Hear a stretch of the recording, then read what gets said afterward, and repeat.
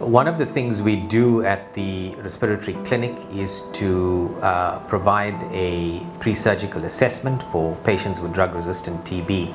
Currently, MDR TB, which is resistance to the two key first-line antibiotics, is treated with medical therapy that unfortunately is not very successful. Favorable outcome rates are only about 50%. With increasing drug resistance, in fact, the prognosis is even worse. And so until recently, many patients with XDR TB and resistance beyond XDR TB simply had very few options. Fortunately, with the advent of newer drugs such as bedaquiline and delamanid and repurposed drugs such as linezolid, treatment outcomes for patients with XDR TB and resistance beyond XDR TB have improved considerably. However, despite the advent of these new drugs, some patients still fail medical therapy. There may be a number of reasons for this. One reason is that antibiotics fail to penetrate damaged parts of the lungs or cavities in the lungs. And these patients, if they are adherent to treatment, can often be cured with surgical resection.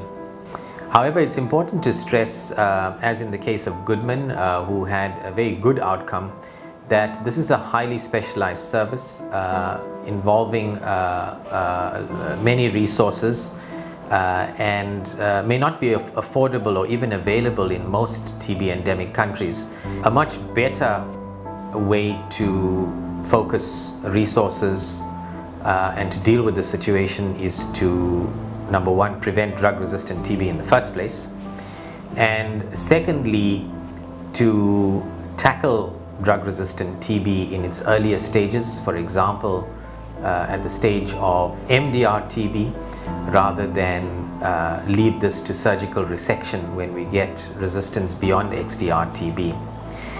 Now, it's important to realize that what we really need to prevent drug-resistant TB in the first place and to tackle MDR TB is, firstly, we need to find the cases early.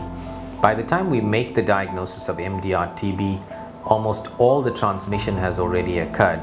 So we will really need to think again about active case finding, going out into the community to find cases. We need rollout and access to better diagnostics and molecular tools that are already available. We need more rapid and wider rollout of new drugs. And of course, we also need access to resectional surgery, which may be a life-saving treatment in individual patients, as was the case with Goodman, who otherwise would have succumbed to this disease.